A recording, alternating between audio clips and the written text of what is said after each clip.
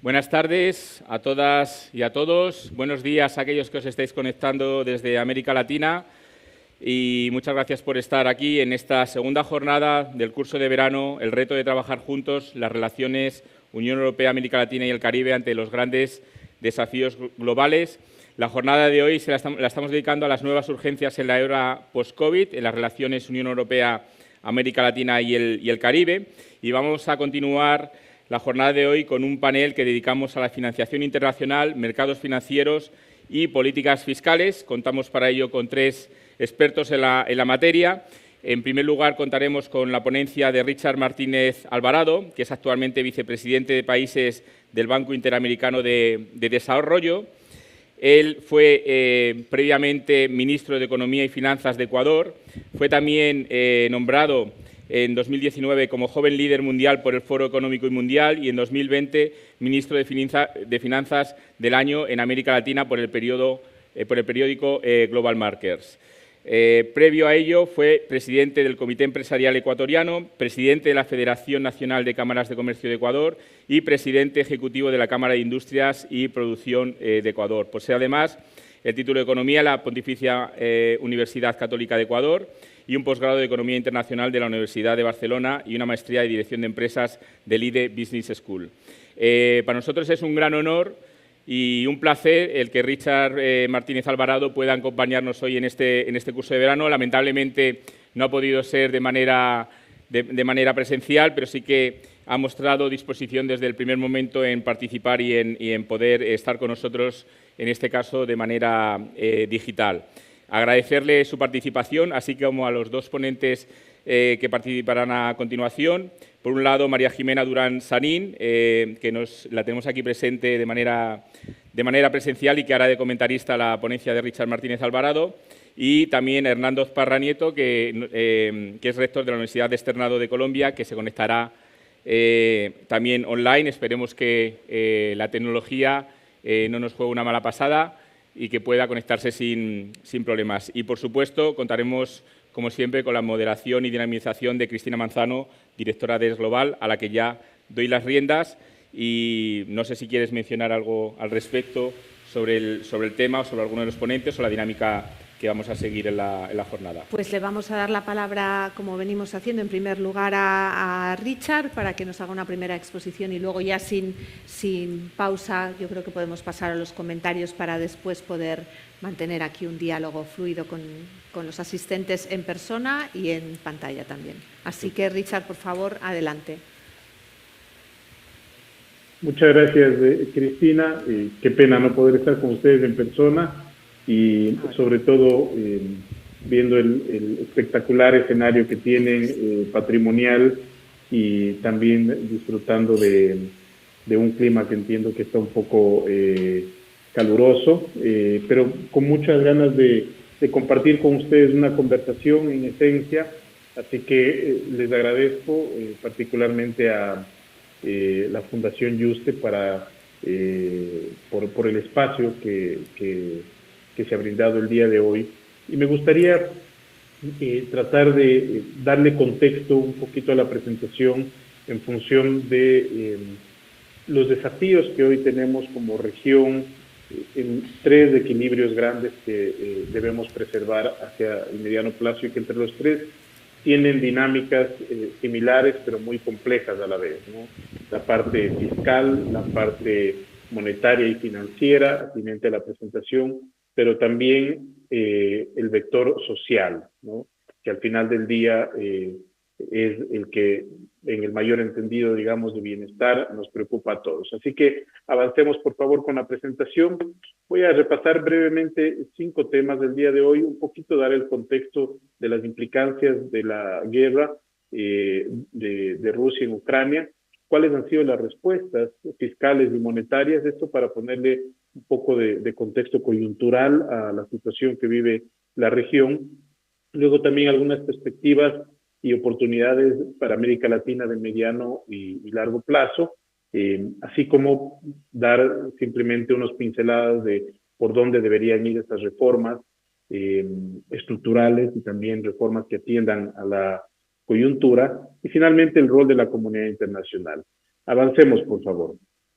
Cuando preparaba la presentación, se me vino a la mente un meme que estaba circulando, espero que lo puedan observar ustedes claramente, y básicamente es la hija pidiéndole al padre que quiere un dinosaurio, el padre le dice, amor, eso es imposible, y la hija le dice, bueno, entonces quiero que la Reserva Federal arregle los problemas de inflación, y ahí vemos la respuesta, el padre ya trayendo el dinosaurio a su hija. Y digamos, en lo jocoso, el mensaje que quiero transmitir aquí es que los tomadores de decisión hoy por hoy deben hacer malabares para lograr calibrar todas estas presiones que mencionaba. Por un lado, la reactivación del crecimiento; segundo, avanzar en la consolidación fiscal en el marco de una región que ya venía con problemas en esa área, pero también procurar frenar la inflación, que está siendo un problema grave en la región, y a la vez mitigar todos los riesgos de orden social con los diferentes estallidos que ha tenido América Latina en el último trienio, diría, para ponerlo en contexto, en varios países como Chile, Colombia, Ecuador, ahora mismo Panamá, etcétera. Todo eso, importante mencionar, mientras salimos de una pandemia, ¿no? Una pandemia que ya nos dejó más endeudados, nos dejó con mayor inequidad y nos dejó rezagado en algunas de las reformas estructurales que teníamos pendientes. Avancemos, por favor. Entonces, pasando a las implicancias de corto plazo, sigamos, por favor. A nivel agregado, la guerra prácticamente, según las estimaciones, no va a tener un impacto esperado en América Latina para 2022. Y en América Latina es la única región cuyas proyecciones de crecimiento no fueron revisadas a la baja por el Fondo Monetario. Aquí ustedes ven en esta gráfica la expectativa de crecimiento para 2022 de América Latina es del 2,4%, que es cercana al crecimiento de largo plazo en la región, 2,5%. Vale subrayar aquí que es la región con más bajo crecimiento del mundo, y si regresamos todavía, no adelantemos, lo que quiero subrayar aquí también es que esto en agregado se ve de una manera, pero vamos a puntualizar un poquito porque ciertamente este agregado expone la heterogeneidad y la diversidad de la región en donde tenemos diferentes tipos de impactos. Ahora sí, avancemos. Y solamente una cifra importante, el canal de transmisión, hay varios, pero el principal es obviamente el comercio de bienes y servicios, que tiene entre América Latina, Rusia y Ucrania, y que tiene, digamos, una significancia que no es mayor cuando hablamos de un canal de transmisión directo, porque la exposición comercial de Rusia con nuestra región es relativamente baja, ¿no es cierto? Y hay productos que obviamente, y hay sectores de ciertos países, como por ejemplo la carne de Paraguay que se exporta a Rusia, o las importaciones de fertilizantes desde Rusia, que si bien son en términos generales bajas, hay países como Ecuador, Perú, Surinam, los cuales representan más del 30%. Pero esto obviamente es uno de los vectores que no nos está diciendo toda la verdad, ¿no? Pasemos, por favor. ¿Y por qué se da esto? Porque básicamente en el caso de América Latina tenemos un ciclo económico que está acompañado de una alta dependencia de los ciclos de las materias primas, y lo podemos ver en el gráfico de la izquierda. Y en el gráfico de la derecha vemos cómo han venido creciendo las materias primas. Entonces, uno podría decir, perfecto, el crecimiento de la región se logra sostener porque al final del día, este efecto que tenemos de la guerra, digamos, que ha afectado el precio de las materias primas, va a hacer que la región permanezca creciente. Avancemos, por favor. Pero nuevamente, lo que les decía, los datos agregados esconden grandes discrepancias entre países. El BID hizo varias simulaciones tratando de diferenciar aquellos países que son dependientes del turismo, por ejemplo, aquellos que son dependientes de materias primas y aquellos países que son dependientes de energía, ¿no es cierto?, que son exportadores netos de energía.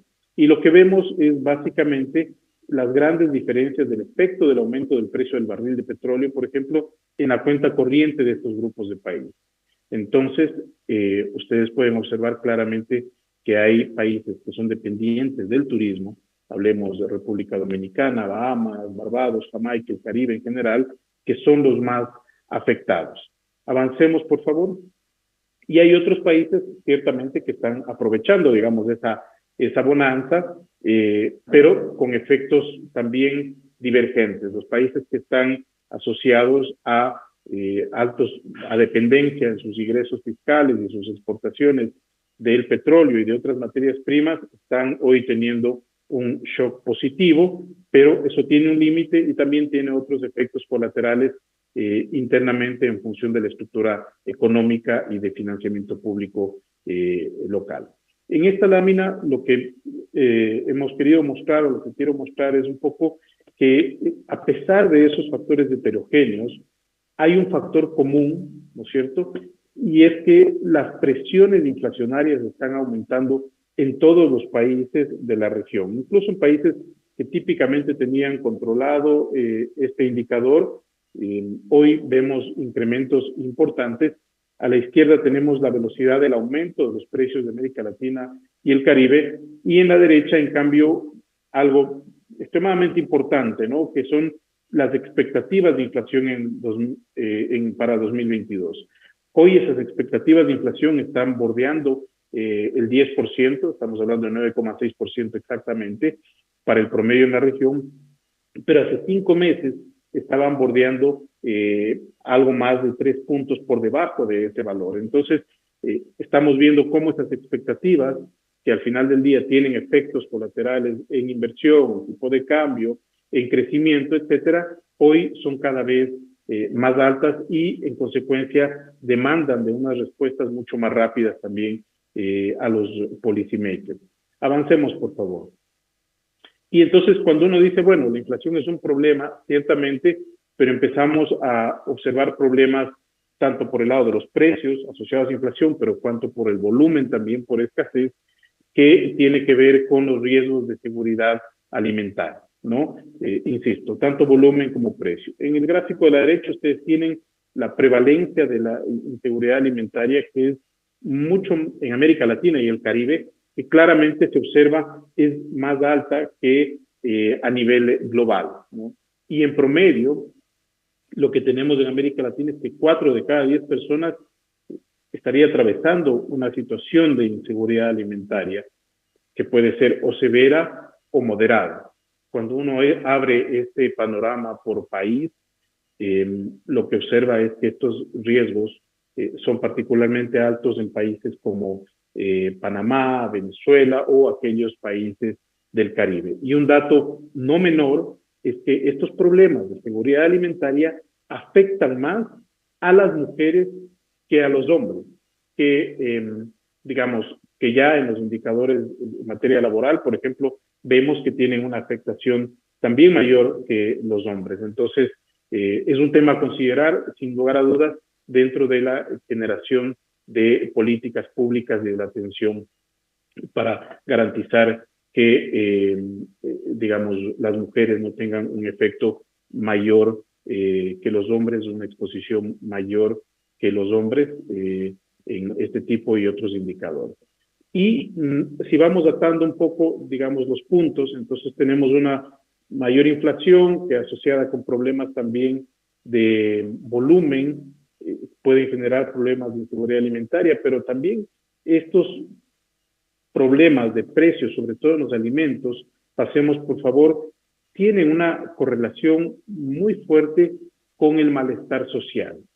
Esto lo que nos dice básicamente es que a mayores precios de los alimentos, los riesgos de estallidos sociales o de convulsión social son mayores. Este indicador está algo desactualizado, estamos en el trabajo de actualizarlo, pero ciertamente esa situación no ha cambiado y es parte de lo que estamos viendo hoy por hoy en la región. Avancemos, por favor. Pasando al tipo de respuestas que han dado los países a esta situación, nuevamente, yo creo que hay que tener siempre el contexto de que ya veníamos antes de la pandemia con una región que tenía problemas, ¿no es cierto? Problemas de productividad, problemas de crecimiento, problemas de endeudamiento, problemas de inequidad, problemas de confianza. Viene la pandemia, profundiza varios de esos problemas, nos aleja de las soluciones estructurales de largo plazo, nos quita margen de maniobra en el área fiscal y saliendo de la pandemia, cuando estábamos recuperando un poco esos niveles de crecimiento, retornando a niveles de empleo y de pobreza prepandemia, tenemos este efecto de la guerra y que en sí mismo viene acompañado con un tema de particular interés que es la política monetaria, ¿no? En cuanto a la reacción que deben tener los hacedores de política para controlar la inflación a través de las tasas de interés y que a su vez va a tener un efecto en el crecimiento, lamentablemente. Pero, digamos, es parte de lo que les decía al inicio, es muy difícil en este momento encontrar un camino puramente limpio ahí, para, digamos, resolver todos los problemas. Avancemos, por favor.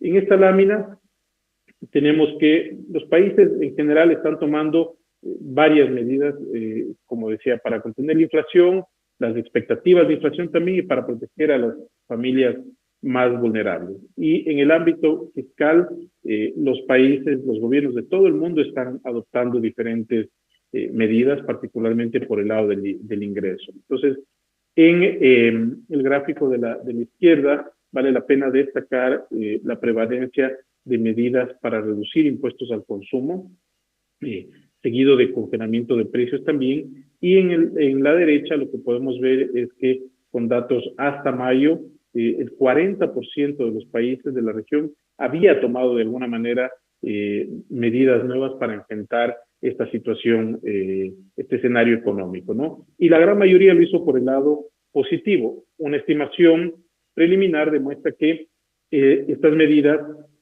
computan aproximadamente un costo del 0,3% del PIB.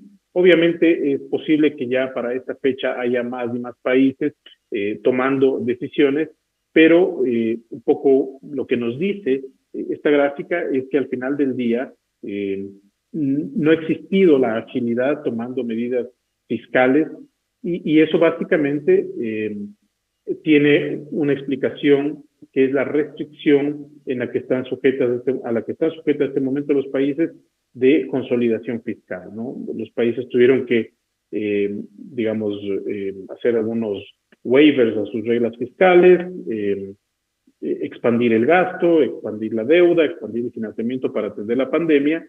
Hoy tienen que consolidar, digamos, esa apertura fiscal y nuevamente eso genera una restricción para poder actuar con agilidad ante este escenario tan complejo.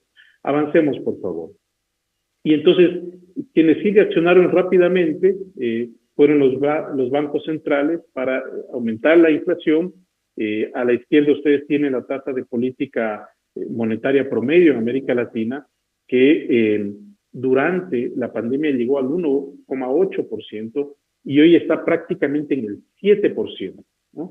Y a la derecha ustedes tienen la normalización monetaria de Estados Unidos, que también se ha acelerado y por supuesto tiene efectos en los flujos de inversión de la región y tiene efectos en el propio crecimiento de la economía norteamericana. Eso tiene consecuencias en el crecimiento de la economía global y en América Latina, pues por supuesto que es un factor decidor a la hora de computar el crecimiento de largo plazo en términos de la relevancia comercial que tiene Estados Unidos para la región.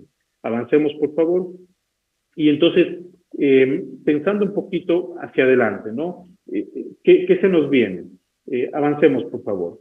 Como les decía, antes de la guerra ya se proyectaba que América Latina y el Caribe iban a converger en su crecimiento de largo plazo. De alguna manera estábamos rebotando rápido, ¿no? Después de la pandemia, aunque todavía un crecimiento que no es satisfactorio, ¿no? Pero al menos ya estábamos convirtiendo a ese crecimiento y no era satisfactorio comparativamente con el mundo, alrededor del 2,5%.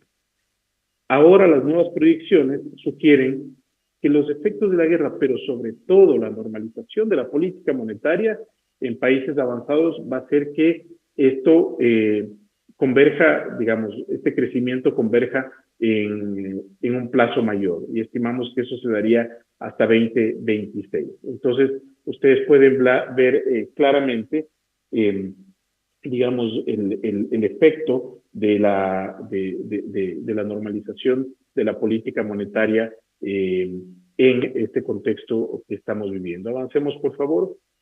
Y, como les decía, digamos, varios países actuaron para mitigar los efectos de la pandemia con varias medidas fiscales, monetarias, financieras, etcétera. Sirvieron en ese momento y particularmente ayudaron a proteger a los más vulnerables, pero reforzaron algunas vulnerabilidades que ya teníamos a nivel macroeconómico como región, ¿no? En el gráfico de la izquierda ustedes van a ver claramente que se interrumpe el proceso de ajuste fiscal o de consolidación fiscal que les mencionaba, el cual se debería haberlo tomado en 2023 de manera progresiva, y lo que estamos viendo es que el país promedio de América Latina permanecerá con un déficit primario de 1,4% del PIB hasta el 2024, y el endeudamiento subiría al 79% del PIB en el país promedio, como se ve en el gráfico de la derecha. Avancemos, por favor. Lo más preocupante de estos escenarios que hemos puesto en la mesa es que se espera un aumento de la pobreza en América Latina, ¿no? La cual alcanzaría 1/3 de la población de este año. Y lo que es importante mencionar es que ya estábamos, después de la pandemia, viendo algunas mejoras en el 2021, es decir, el 2020 un año muy complejo, con profundización de la pobreza. En el 2021 se empezó a revertir esa tendencia, pero hoy este nuevo shock que tenemos, de alguna forma, digamos, nos regresa a un escenario aún más complejo. Avancemos, por favor. Y esto, sin lugar a dudas, tiene connotaciones sociales de medio y de largo plazo. Y quiero poner solamente una idea en la mesa. Tenemos una batería de indicadores sociales que dan cuenta de la complejidad que estamos viendo en la región, pero hay uno que, en mi opinión, es muy importante, pensando en los factores de crecimiento, de productividad y sobre todo de equidad de medio y largo plazo, ¿no? Que tiene que ver con las enormes pérdidas de capital humano durante la pandemia. Latinoamérica y el Caribe fue la región que más días de educación perdió en la pandemia. Estamos hablando prácticamente de 160 días de clases. Ninguna otra región en el mundo dio este efecto. Es un récord, un mal récord, obviamente, a nivel mundial. Y esto derivó en varias consecuencias, ¿no? Pérdidas de aprendizaje, por un lado, un aumento de la deserción escolar, por otro lado, y también un incremento de los niños, ¿no? Los jóvenes que ni estudian ni trabajan en la región. Esto genera una fuerte presión también desde el lado no solo fiscal, pero particularmente desde el lado social, y las secuelas que esto deja en el largo plazo para niños y jóvenes, obviamente son estructurales. Nosotros como banco estamos trabajando en apoyar a los países a revertir esas secuelas o a tratar de cerrar la brecha, pero aquello pasa por políticas activas para priorizar la educación como pilar fundamental, como decía, en términos de desarrollo, crecimiento, inclusión, productividad, etcétera. Sigamos, por favor. Ahora, frente a este escenario tan complejo que hemos visto, nosotros como banco nos hemos preguntado, bueno, ¿qué podemos como región sacar de este contexto, ¿no? Y creo que hay varias cosas en lo positivo, ¿no? Primero, que creo que pone orden un poquito a una discusión que puede llevarse a extremos, ¿no? Pone un orden en la discusión de ciertas reformas que ya necesitaba la región antes de la pandemia, y también de cómo encararlas hacia adelante para que ante shocks tan fuertes como los que hemos vivido podamos tener un espacio mayor de resiliencia. Pero también hay temas muy de corto plazo, como, por ejemplo, el realineamiento de las cadenas de valor, ¿no es cierto? Tanto la pandemia como la guerra actual han generado problemas en el abastecimiento global y vemos que el shock de oferta, particularmente vivido tras la pandemia, ¿no? Y esa disrupción de las cadenas globales de valor, hoy abren una oportunidad para América Latina y el Caribe. Un análisis del BID demuestra que son cerca de 80.000 millones de dólares que pudiera bien exportar la región en el corto plazo, tanto en bienes como en servicios, que pudieran incrementarse también, pero aquí tenemos, digamos, hemos hecho un mapeo de esas oportunidades por país y estamos trabajando como banco de cerca con los países para ayudarles a resolver y a cortar esa brecha, que pasa por mejorar los tejidos productivos, sobre todo en el lado de las pequeñas y medianas empresas, que pasa por mejorar también la trazabilidad y que pasa por darles los incentivos a las empresas que quieran relocalizarse en la región para aprovechar las ventajas de estar más cerca de los mercados más grandes para esas economías. Aumentar la cuota de mercado, como mencionaba, alimentar también al mundo. Creemos que aquí hay una oportunidad para la región. El problema de seguridad alimentaria tenemos que atenderlo, obviamente, pero también creemos que hay una gran oportunidad en donde la región pueda incrementar sus exportaciones y su capacidad de abastecimiento al mundo. Y finalmente, una transición energética que hoy la vemos, digamos, como una oportunidad también en el sentido de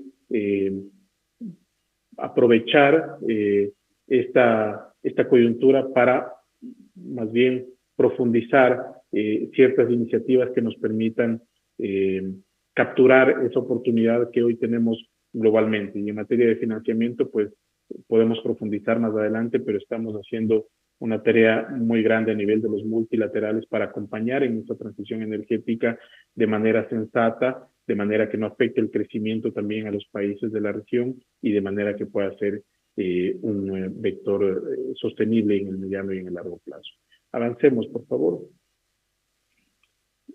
Voy de alguna manera cerrando un poquito esta presentación con la siguiente lámina que habla nuevamente un poco de la dificultad, ¿no? de este momento encontrar soluciones muy cristalinas o soluciones tradicionales.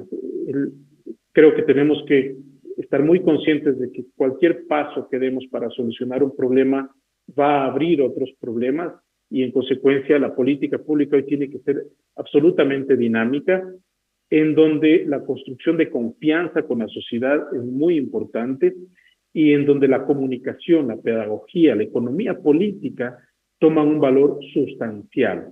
No se trata solamente de qué hacer, sino de cómo hacerlo para que la sociedad en su conjunto pueda acompañar las decisiones. Eso no siempre es fácil. Por el otro lado, creo que es momento de ser absolutamente creativos en la construcción de esas políticas públicas, las reformas tradicionales que veníamos observando antes de la pandemia, que se impulsaban en la región, hoy tienen un poco margen de maniobra y entonces la responsabilidad de los policy makers y nuestra como Banco de Desarrollo para acompañarlos es encontrar esas soluciones con un poquito más de creatividad y podemos profundizar en eso más adelante. Avancemos, por favor. Entonces, aquí algunas ideas, ¿no? Por el lado fiscal, como banco venimos promoviendo una mayor eficiencia del gasto público, también una reducción de la evasión fiscal, exenciones y mayor progresividad impositiva. Un estudio del banco demuestra que aproximadamente el 5% del PIB se va en gasto tributario, es decir, todas los loopholes, las exenciones, las tributarias, sobre todo en los tramos de mayores ingresos y también la ilusión fiscal, ¿no es cierto?, se lleva aproximadamente un 5% del PIB, si comparamos el tamaño de ese ingreso, de ese costo de oportunidad frente al PIB. Y entonces creemos que es momento también de impulsar mayor progresividad en positiva, así como un uso eficiente de instrumentos como las alianzas públicos-privadas para poder apalancar al sector privado en un momento de complejidad fiscal. Luego, para poder ser totalmente compatible con estas necesidades sociales que mencionábamos, esta consolidación fiscal debe ser absolutamente inclusiva. Entonces, hay que preservar el gasto social, hay que buscar una mejor focalización de los programas sociales para garantizar que los recursos lleguen a quien realmente los necesita. Hay que pensar en esquemas efectivos de apoyo a pequeños productores, protección de los gastos también, como veíamos en educación, pero en salud, con un foco muy fuerte en calidad. No solamente importa en este momento gastar, sino gastar bien, con transparencia, con trazabilidad de ese gasto y nuevamente con una pedagogía nueva que nos acerque hacia la sociedad en términos de la preservación de ese gasto como un factor indispensable para el desarrollo de mediano y de largo plazo. En materia monetaria, el gran desafío está asociado a la estabilidad de precios, por supuesto, y aquí la clave es tratar de anclar las expectativas y los ajustes de tasas. Nuevamente, tienen que pasar por una comunicación clara, transparente, tratando de traer certezas sobre el manejo de la política monetaria futura. La coordinación de estas, digamos, de estos tres pilares, monetario, fiscal, social, es muy importante, pero allí hay un actor clave que son los bancos centrales que van a estar sujetos a mucha presión, sin lugar a dudas, que esto no lo vimos, digamos, antes en momentos prepandemia, no en ciertos países, mismo en la pandemia, ahora está mucho más claro y entonces sale a la luz un factor de institucionalidad muy fuerte que es la credibilidad de los bancos centrales para anclar justamente esas expectativas de mediano y largo plazo. Y luego hacemos, por favor, un tema muy importante que pasa por la generación de consensos amplios en las reformas que ya he mencionado para atacar los problemas que ya teníamos en la región, los que han surgido y lograr mayores niveles de crecimiento a largo plazo, ¿no? En el gráfico de la izquierda ustedes pueden ver la evolución de la confianza en la región. El banco hizo un análisis muy profundo sobre la confianza entre pares, la confianza entre negocios, la confianza del gobierno, la confianza en las sociedades. Y América Latina, lamentablemente, es una de las regiones donde la desconfianza prima, y entonces hay que hacer un ejercicio adicional para revertir ese factor de confianza y también en la derecha, digamos, esa caída de la productividad que ya la veíamos en tendencia antes de la pandemia. Vamos cerrando, por favor, última lámina, el rol de la comunidad internacional. Entonces, como ustedes pueden ver, la región tiene una situación compleja, eso creo que no es nuevo para todos. Creo que lo que sí tenemos que hacer es tratar de buscar las oportunidades en medio de este marco de complejidad. Nosotros hemos puesto algo en la mesa que es la oportunidad de capturar un mayor espacio de crecimiento a través de las exportaciones, pero también creo que hay otra gran oportunidad que es el diseño de unas nuevas políticas públicas o de políticas públicas de nueva generación que nos permitan ser mucho más eficientes a la hora de, digamos, modernizar a las estructuras institucionales de los países. Pensar, por ejemplo, en que antes que tener una reforma impositiva pura y dura de incremento de impuestos, con digitalización y con inclusión financiera, se puede hacer mucho más en términos de formalización, y los efectos del incremento en los ingresos pueden ser paritarios frente a un incremento de impuestos que posiblemente la sociedad hoy esté menos o esté más resistente a digerir. Entonces, a eso me refiero cuando hablamos de ser muy creativos en las soluciones, y cada país al final del día va a tener que encontrar sus caminos, pero la comunidad internacional multilateral juega un rol clave, ¿no? Nosotros proveemos, por un lado, conocimiento, luego ese conocimiento no solo en el diagnóstico, sino en transferencia de experiencias, de qué se ha hecho bien, o qué ha funcionado y qué no ha funcionado, y por qué no ha funcionado y por qué se ha funcionado en ciertos países. Conocimiento es, digamos, un pilar sustancial de lo que ofrece el banco. Luego el financiamiento de desarrollo de largo plazo. Hoy que las tasas están al alza, los mercados financieros están tan volátiles, tener el acompañamiento financiero también de la comunidad internacional multilateral es un paso positivo, porque eso viene acompañado nuevamente de cooperación técnica, de asistencia, de conocimiento, etcétera, etcétera.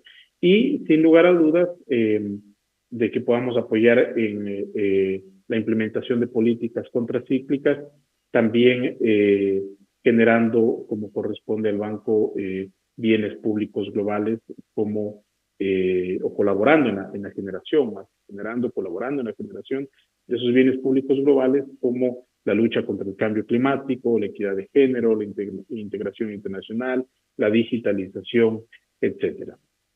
Con esto yo paro acá mi presentación. Espero no haberme alargado demasiado, y más bien agradecerles nuevamente. Estoy abierto a las preguntas, y obviamente a María Jimena y Hernando agradecerles también por hacer los comentarios que correspondan y complementar estas líneas de pensamiento. Muchas gracias.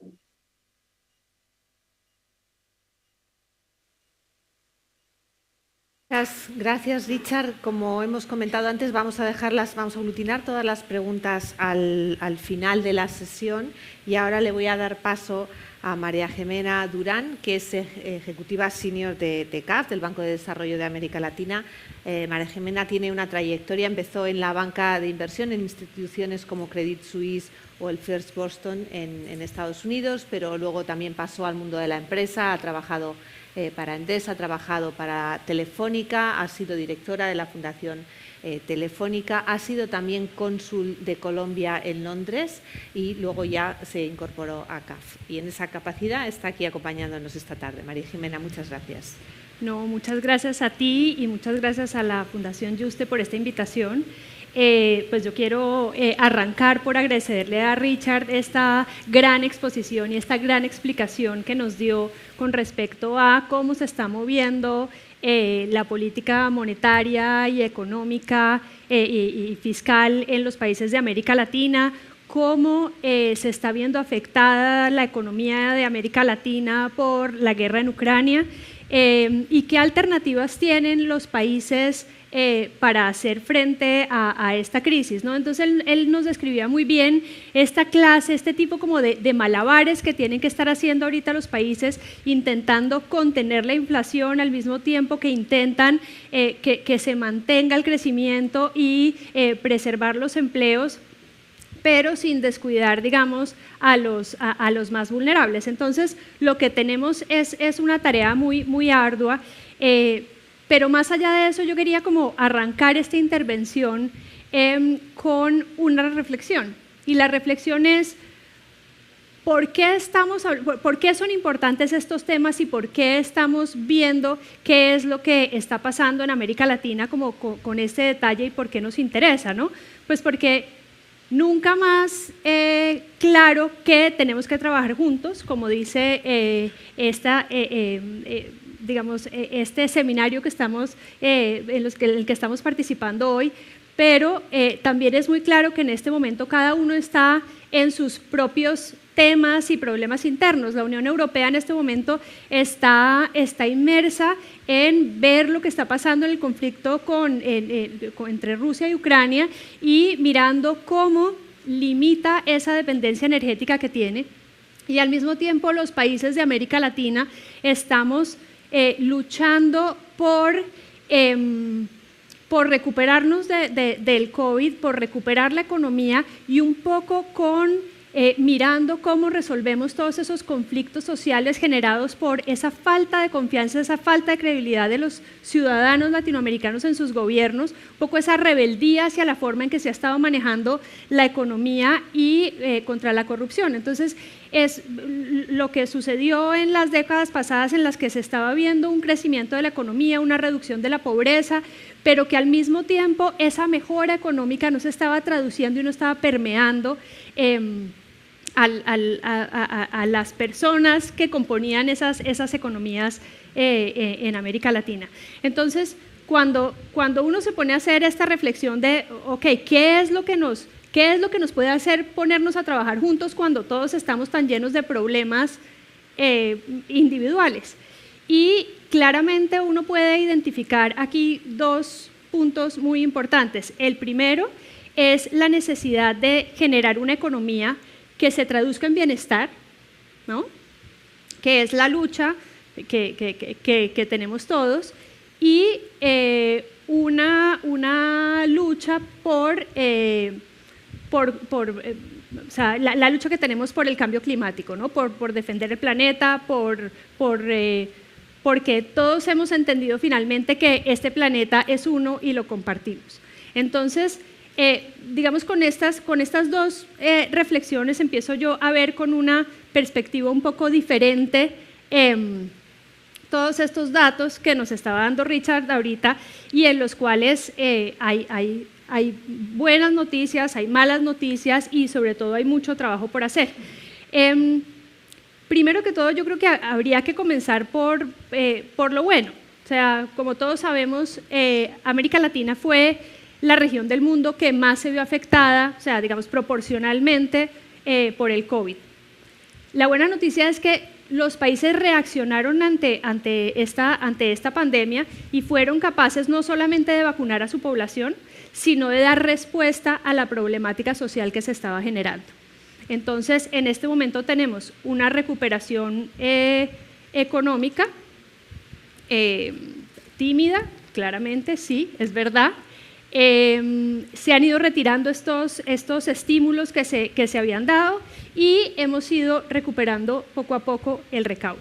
Entonces, que esto estaba sucediendo más en el 2001 que ahorita en el 2002, que la economía se ha estado ralentizando un poco más, es cierto, pero a esto también le ha ayudado que el precio de las materias primas han subido y ha ayudado, digamos, a mantener la economía de varios de los países a flote, como nos explicó varias veces Richard en su intervención.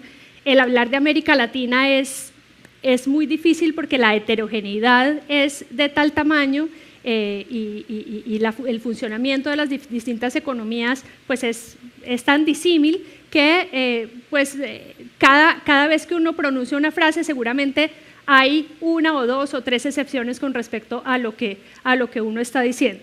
Pero sin embargo, esta generalización es necesaria y pues yo creo que es bueno mirar cómo la región fue capaz de responder a la pandemia y poco a poco se está recuperando.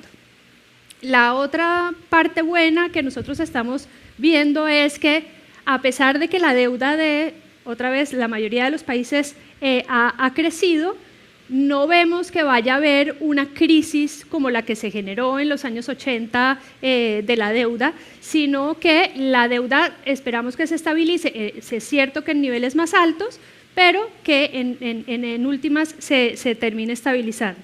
Y por último, a pesar de que las tasas de interés han ido creciendo y están más altas en este momento, igual están en unos niveles históricos bajos, entonces no esperamos, digamos, que esto sea, como les decía, una crisis de deuda como la de los años 80. Lo malo, claro, o sea, ya vimos lo bueno, lo malo es que claramente en los países no había una situación holgada antes de la pandemia. Lo que quiere decir es que si no era holgada antes, pues en este momento la olla está raspada y los países están obligados a hacer reformas indefectiblemente. Lo malo también es que hay unos países, sobre todo de las economías un poco más pequeñas, que sí estamos identificando ciertas vulnerabilidades y en donde hay deuda en moneda extranjera y que podría haber problemas, digamos, puntuales de endeudamiento. Y por último, pues todos sabemos que la recaudación en la región sigue siendo bastante más baja que la recaudación en los países de la OCDE mayoritariamente.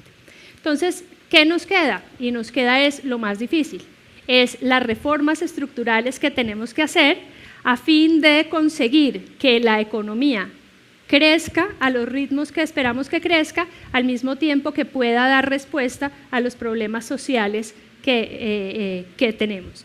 Y pues eso implica que tenemos que trabajar de la mano con las personas más vulnerables para que la inflación en el corto plazo no les pegue tan duro, trabajar en la eficiencia en el gasto para que este sea mejor y que la inversión pública en infraestructura económica y social sea adecuada.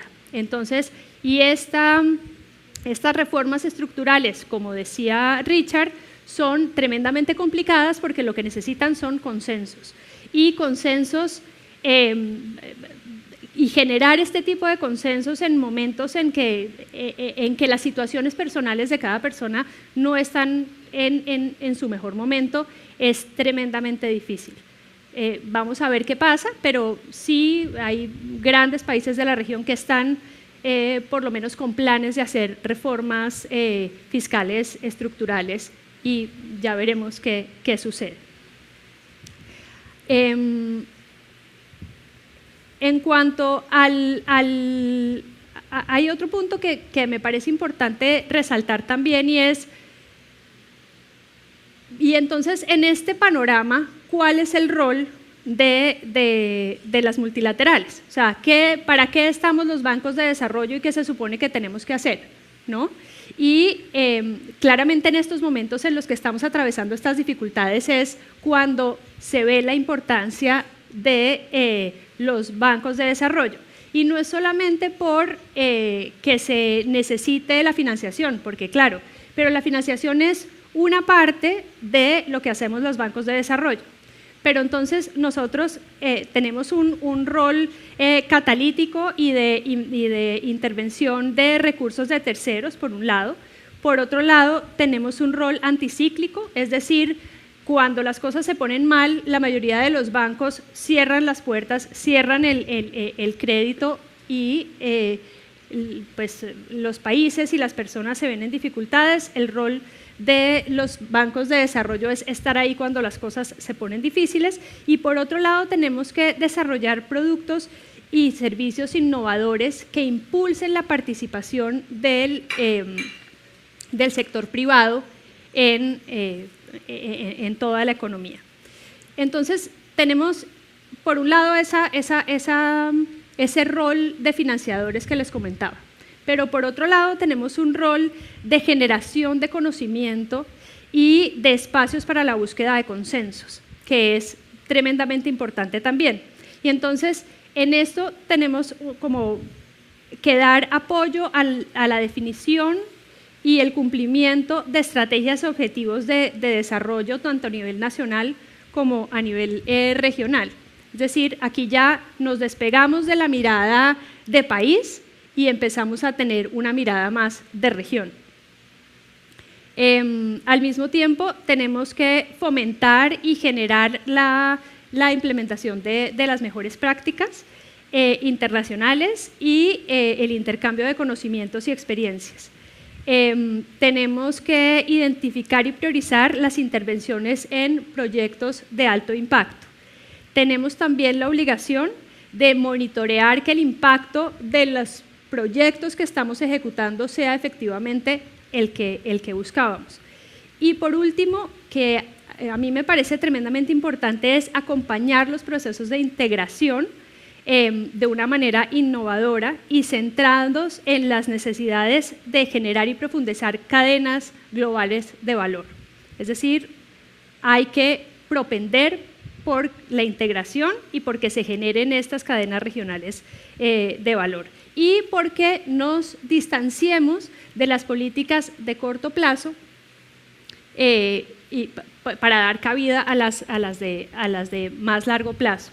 Una de las cosas, y era un poco, me devuelvo a donde arrancaba mi intervención, es en esta responsabilidad que tenemos los bancos de desarrollo de generar conocimiento y generar como esa priorización de los proyectos, está el cambio climático, ¿no?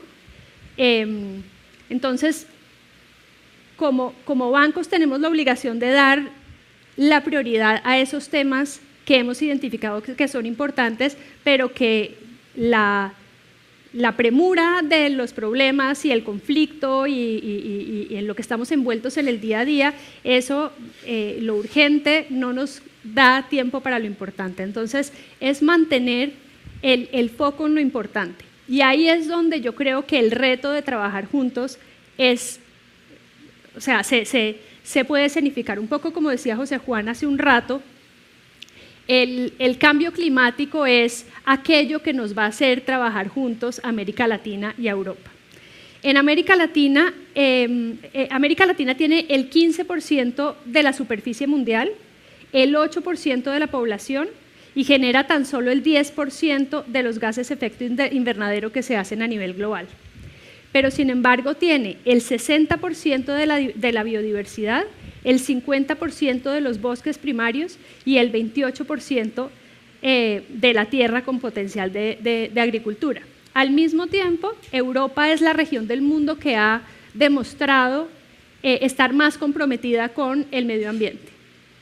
Entonces, y esto se ve por el Pacto Verde Europeo, por los fondos Next Generation, etcétera, etcétera. Entonces, es el momento en que empecemos a trabajar juntos, no como América Latina y el Caribe proveedores de materias primas, que ha sido como ha funcionado la ecuación durante tantos años, sino ver la necesidad que tiene el mundo con respecto a el conocimiento, con respecto al medio ambiente, los recursos que existen en la región y cómo América Latina puede aportar hacia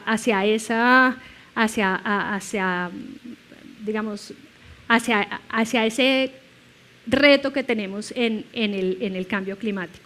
Nosotros desde el banco estamos muy comprometidos con el tema verde y de hecho vamos a pasar entre 2022 y 2026 del 26% de financiación verde en toda nuestra cartera al 40% de nuestra cartera en productos verdes. Entonces, eso nos pone de relieve cuál es el compromiso que tenemos nosotros y hacia dónde creemos que debemos caminar. Y estamos convencidos de que ese es el camino. Sin duda, como nos planteaba Richard, los retos son gigantes, pero estoy convencida que existiendo los intereses comunes que existen y el trabajo conjunto que estamos generando, vamos a ser capaces de superarlos.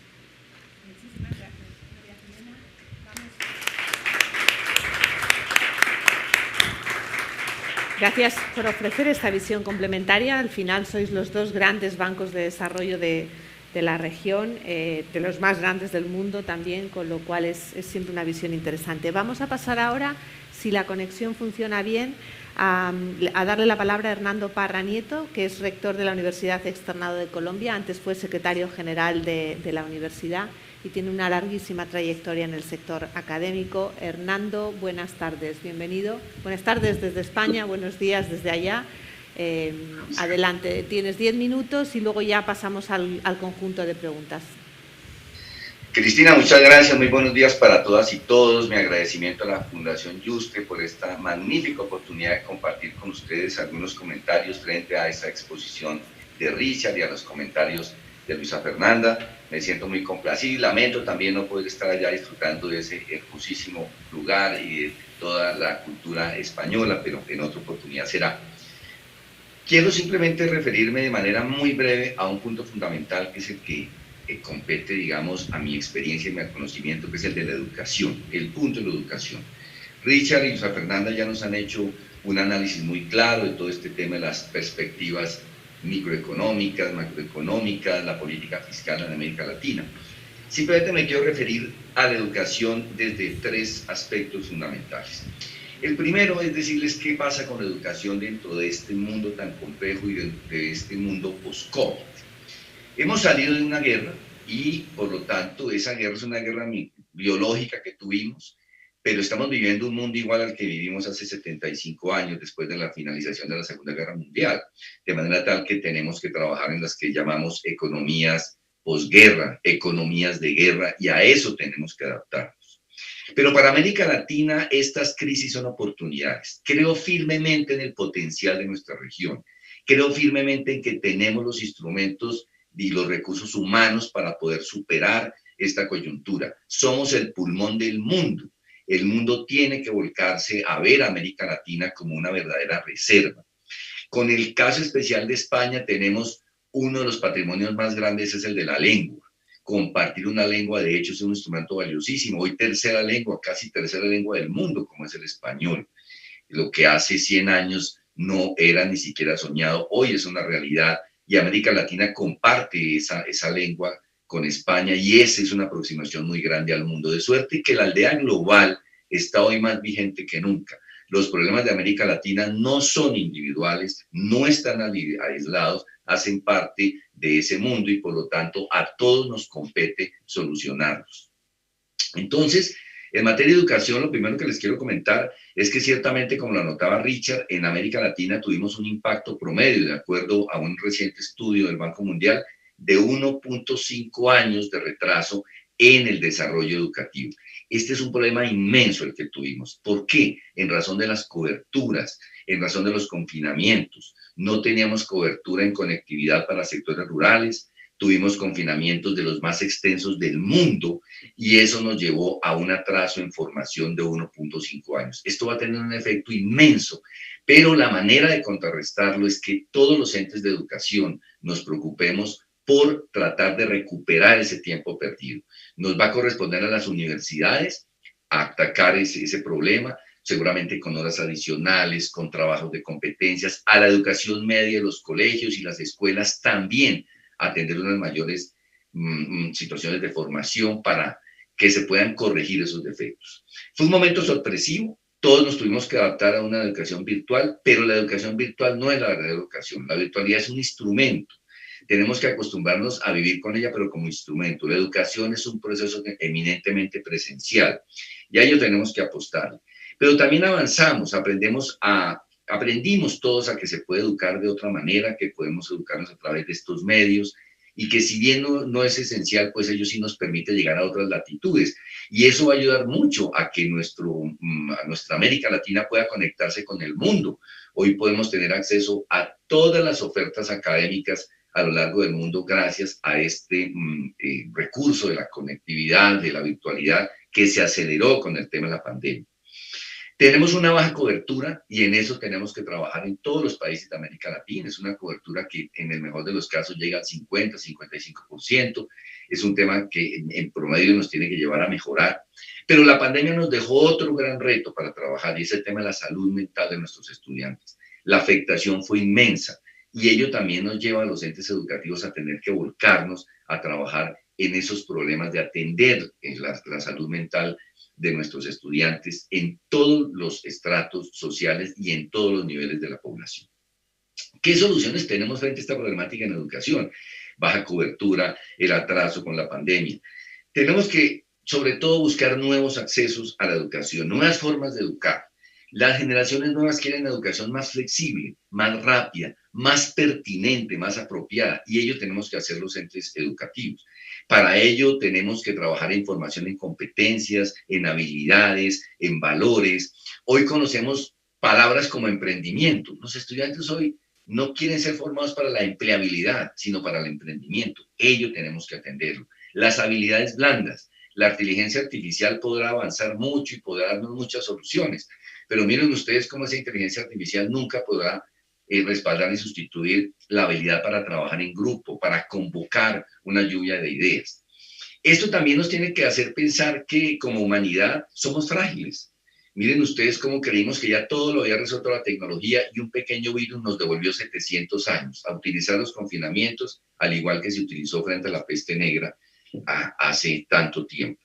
De manera tal que todo esto nos hace también más humanos, nos tiene que llevar a ser mejores seres humanos y en eso tenemos que trabajar en la educación. Entonces tenemos muchísimos desafíos a nivel educativo, pero también tenemos grandes oportunidades. Y para ello, paso al segundo punto de los 3 que voy a mencionar, necesitamos ciertamente mirar el tema de financiación. Las problemáticas han sido expuestas por Richard y Luisa Fernanda. Tenemos un problema de financiación grande. En América Latina la financiación para la educación no logra todavía el óptimo en materia de puntos del PIB, pero allí necesitamos también líneas de crédito, de fomento y de solidaridad. Pero no solidaridad como tema de compasión o como tema de ayuda, solidaridad porque es un problema mundial. Necesitamos crear mecanismos que le permitan a la universidad pública y privada tener acceso a líneas internacionales de educación precisamente para atender esa baja cobertura, para desarrollar nuevos proyectos y nuevas formas educativas para llegar a un mayor número de la población. Recurrir a, digamos, instrumentos novedosos como son los de los crowdfunding internacionales, cómo convocamos grandes sectores de la sociedad mundial para poder apoyar proyectos de investigación apropiada en América Latina. Las universidades son las generadoras de conocimiento. Si nos dan la oportunidad de financiar proyectos de investigación, además investigación apropiada de estos territorios, como los que mencionaba Luisa Fernanda, todo lo que tiene que ver con trabajo del cambio climático, la economía verde, la forma de contrarrestar la emisión de carbono. Todo eso parte del conocimiento que podamos desarrollar en las universidades de este lado del mundo. Ahí necesitamos ese tema de comprensión y de desarrollo de oportunidades de financiación para grandes sectores de la población. Este tema es muy importante, el tema de educación, el tema de financiación, porque lo que este lado del mundo, América Latina, necesita es desarrollo. Desarrollo. El desarrollo, ¿cómo se puede lograr? Soy un educador y estoy convencido de que, como decía Mandela, el principal instrumento para poder desarrollar una sociedad es la educación. A eso tenemos que apostar. En ese punto quiero también mencionar, para finalizar estos breves comentarios, que las líneas de los bancos multilaterales en los últimos tiempos no se han dirigido esencialmente a temas educativos. El tema educativo simplemente pueda que no sea rentable en materia económica, pero es altamente rentable en materia social. Y es ahí donde necesitamos creatividad, necesitamos encontrar mecanismos que nos permitan financiar construcción de universidades y sobre todo el desarrollo de laboratorios, tanto científicos como técnicos como sociales. La movilidad poblacional hacia los sectores educativos está pendiente de soportes. No podemos esperar solamente el soporte público, el presupuesto público. También necesitamos contar con el presupuesto privado. En América Latina se han desarrollado ya en el pasado reciente oportunidades de financiación por parte de sectores de la sociedad para grupos poblacionales que tradicionalmente han estado marginados del acceso a la educación. Esa apuesta vale la pena y es una apuesta donde los bancos multilaterales y las grandes instituciones financieras del mundo deben mirar también a este sector de América Latina para poder desarrollar sectores de población que no tienen posibilidad en este momento de contar ni siquiera con acceso a temas de virtualidad para aspectos educativos. Esos son mis comentarios, Cristina, y le doy el paso para que puedas abrir el debate y podamos, si es el caso, contestar algunas preguntas de los participantes. Muchas gracias.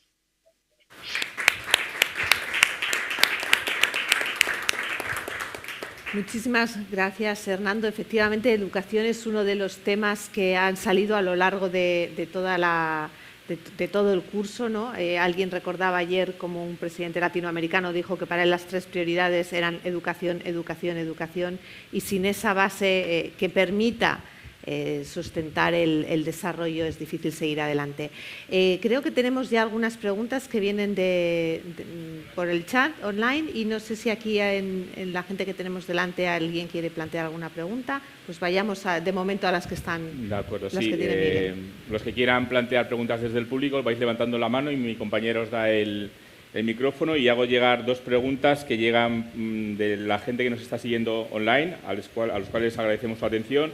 Por un lado, pregunta Juan Andrés Gascón, ¿cuáles son actualmente las garantías y los pronósticos sobre la posibilidad de generar reformas estructurales sostenibles, especialmente ante gobiernos inestables, con problemas de corrupción y cambios drásticos en cada elección que no mantienen una agenda de Estado, sino de partido?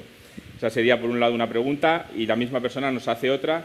Dice, en cuanto a la credibilidad fiscal y económica, ¿cuáles son los indicadores que, más allá de la inflación y el PIB, que suelen priorizar los bancos internacionales para ver que un país está tomando las reformas adecuadas o que tienen las condiciones aptas para recibir financiación?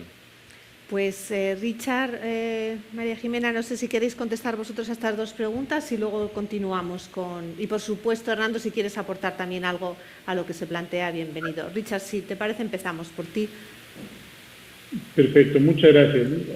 Creo que son 2 preguntas extraordinarias sobre las garantías en términos de reformas estructurales. Yo creo que tenemos que ser bastante pragmáticos. Lo digo por experiencia propia y lamento hacer referencia a mi rol como ex ministro de Finanzas, pero debimos procesar en nuestro país varias reformas estructurales, ¿no?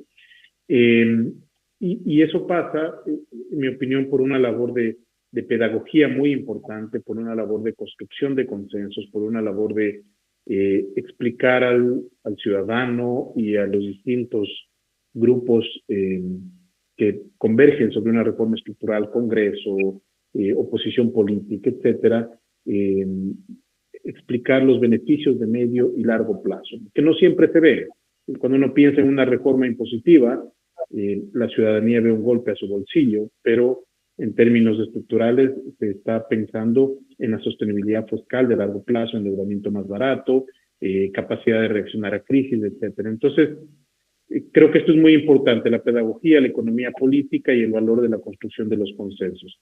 Segundo, creo que aquí el rol del acompañamiento multilateral es importante. Nosotros, como banca de desarrollo, apoyamos con financiamiento y con conocimiento, pero ese financiamiento en cierto tipo de proyectos, como proyectos u operaciones ancladas a reformas de políticas, están basadas juntamente al cumplimiento de metas de institucionalidad o cuantitativas para lograr que se avancen los desembolsos. Entonces, esto es muy importante en términos del rol que cumplen los multilaterales para garantizar que esas reformas estructurales trasciendan gobiernos, como se mencionaba en la preocupación. Y luego, para no alargarme, paso a la segunda pregunta, que tiene que ver con la credibilidad, es decir, más allá del PIB y la inflación, ¿qué vemos nosotros como multilaterales?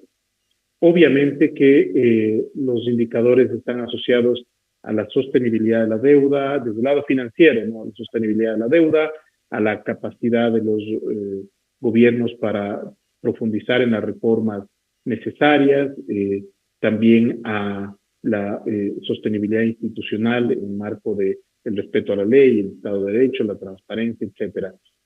Es diferente a lo que, digamos, en términos de un inversionista tradicional de Wall Street, por ponerlo así, digamos, solamente se puede fijar en la capacidad de repago del país. Un banco de desarrollo considera eso, por supuesto, pero tiene otras variables que pone en la mesa a la hora de contribuir, porque puede incidir en las reformas y a través de conocimiento, compartir experiencias y con instrumentos innovadores que permitan también a los países alcanzar o cerrar las brechas como ciertas garantías que entregamos, etcétera, etcétera. Pero hasta allí me quedaría, Cristina, para dar paso al resto de compañeros. Richard, María Jimena. Bueno, yo tal vez insistir un poco en el punto que hacía Richard en este momento y un poco lo que les decía también durante mi intervención, y es que Eso es lo difícil. Lo difícil es generar esos consensos que nos permitan hacer las reformas que necesitamos.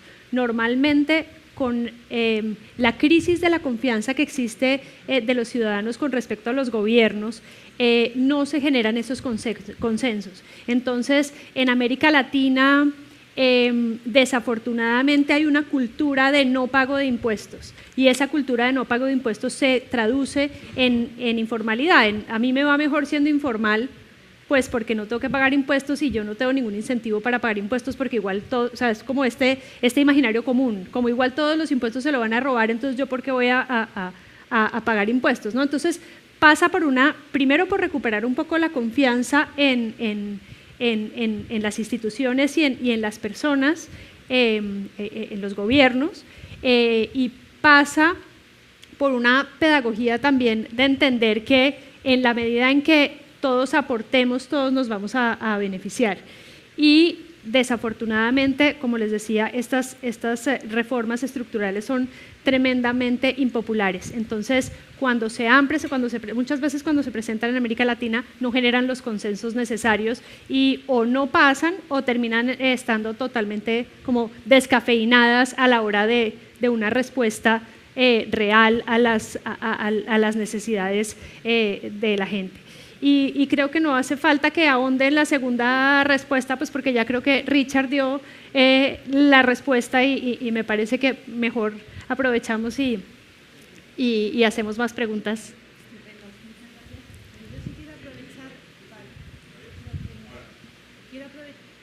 No, sí, ahora sí. Quiero aprovechar para enlazar esta misma pregunta, Hernando, en el campo de la educación, porque has hablado de la importancia que tiene y las reformas educativas también son fundamentales. Esa misma falta de consenso, entiendo, dentro de cada una de las sociedades puede ser un freno importante para hacer avanzar la educación en el sentido que sería deseable para lograr esa sostenibilidad futura en todos los sentidos. Y lo digo desde un país que sufre una reforma educativa cada cambio de gobierno. Pese a que el diagnóstico está ahí, pese a que hay un consenso en la sociedad de que la educación es lo más importante, no logramos ponernos de acuerdo en la reforma que debemos hacer. O sea que si puedes también contestar a esa pregunta desde el punto de vista de la educación, creo que seguro que es interesante para todos. Gracias, Cristina. Yo creo mucho en la democracia y creo que a los problemas de la democracia hay que solucionarlos con más democracia, a pesar de los riesgos que se corra con ello. Pero dentro de esa democracia que menciono como solución está el papel de la sociedad civil hablante, la sociedad civil participante. Y en los temas de la reforma educativa que siempre se plantean por gobiernos, tiene que estar presente la sociedad civil con los educadores, con los estudiantes, con todos los protagonistas del sector educativo, porque en muchas oportunidades también la sociedad civil se aleja de las soluciones. A veces no se quiere participar porque el tema político, lo mencionaba Luisa Fernanda, a veces tiene una connotación no tan atractiva. Tenemos la idea de que ese es un mundo que es un poco gris y preferimos a veces como sociedad alejarnos. Y yo creo que el mundo actual exige la presencia activa de las sociedades civiles a partir de instrumentos como las veedurías ciudadanas. Creo mucho en el tema de las veedurías ciudadanas. Creo en los comités de participación, por ejemplo, para el debate de una ley. Los debates de la ley no solamente deben darse al interior de los órganos legislativos, sino de cara a la sociedad abierta. Y es allí donde las instituciones educativas, por ejemplo, en el caso de las reformas a la educación, tenemos que participar. Unirnos como en organizaciones educativas, tratar de decantar los problemas comunes que los compartimos tanto en los sectores públicos como en el privado de la sociedad, de los temas educativos, pero también en los temas de los diferentes estratos. El tema de la educación es transversal a la sociedad y por lo tanto es uno de esos núcleos de controversia que puede convocar un foro único para tratar de establecer una política, una solución o la formulación en sí misma de proyectos que puedan solucionar las problemáticas que vivimos en este momento en el mundo en materia educativa. Muchas gracias. ¿Tenemos una pregunta más? Sí, tenemos otra pregunta online, en este caso de Francisco Gómez Hernando. Dice, la pregunta precisamente sobre el tema educativo. Dice, ¿las universidades de América Latina podrían reconocer los títulos universitarios españoles como el reconocimiento mutuo que existe, por ejemplo, entre Chile y el Reino de España? Sí, muy buena. Muy buena pregunta esta, porque en América Latina, entre América Latina y España, realmente existe una gran comunidad académica. Nosotros formamos nuestra primera escuela doctoral, en el caso, por ejemplo, de la Universidad que regento, gracias a los convenios con la Universidad Autónoma, con las Carlos III, con la Universidad de Salamanca. Esto ya estoy hablando de hace 35 años. Entonces, sí hay convenios de convalidación de títulos, tanto los otorgados en España como los otorgados en Colombia. Sobre eso ya existen convenios adelantados.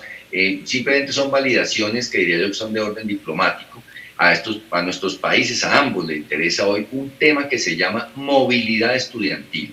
La movilidad estudiantil es un concepto nuevo que precisamente obra como uno de los requisitos de acreditación de un plantel educativo, tanto para las universidades en España como para las universidades en Colombia o en América, o en otro país de América Latina. Tener movilidad estudiantil y profesoral es muy importante. Entonces ese reconocimiento hace parte, el reconocimiento de títulos hace parte de estos nuevos encuentros de desarrollo educativo entre las latitudes, entre España y América Latina. No sé, María Jimena, Richard, si queréis añadir algo a este apartado de la movilidad estudiantil, y si no... No, quizás simplemente decir que claramente el problema, o sea, hay dos problemas: la necesidad de validación del título en el país receptor de la persona, que muchas veces se hace difícil o larga por temas pues de burocráticos, a veces innecesarios o a veces necesarios, pues porque también hay gente que dice mentiras en sus acreditaciones universitarias. Y lo otro es que el otro problema que existe, pues porque aquí estamos hablando un poco de movilidad también de las personas y de cómo puede la gente emigrar a otros países y empezar a trabajar de manera tranquila. No solamente es la homologación del título, sino los colegios de médicos, de contadores, que muchas veces son los que ponen límite al ejercicio profesional con titulaciones de otro país. Char, no sé si quieres añadir algo. No, sobre el tema, yo creo que Hernando tiene, digamos, todo el expertise, tal vez desde la óptica un poquito más integral de educación. Yo creo que el gran desafío es cómo entrar a unas reformas de nueva generación, ¿no? América Latina pasó por una época muy importante donde la infraestructura era digamos, un objetivo a cumplir, cantidad. Luego transitamos hacia reformas de calidad, y ahora tenemos que repensar muchas de las cosas en torno a lo que ya se ha dicho, ¿no es cierto? Innovación, emprendimiento, digitalización, nuevas formas de trabajo, los nómadas digitales, freelancing. Es decir, hay un sentido de convergencia hoy que nos obliga a repensar, y en eso está trabajando el banco, al igual que Hernando, Cristina, digamos, en sus espacios de acción, a repensar cómo adaptar los sistemas educativos para que estos dos grandes desafíos y oportunidades a la vez converjan, ¿no? Primero, cerrar la brecha que se abrió durante la pandemia. Eso es algo muy material, no lo podemos desconocer, y hay que tener acciones concretas para cerrar esa brecha. Y segundo, abrazar la oportunidad de unas nuevas generaciones y de unas nuevas dinámicas del mercado de trabajo que hoy demandan de mucha creatividad también para lograr insertarnos competitivamente en el mercado global. Hasta allí lo que podría acotar. Pues lo vamos a dejar aquí porque hemos llegado al final de nuestro tiempo, pero quiero agradeceros a los tres compartir vuestras ideas y vuestro conocimiento con todos nosotros.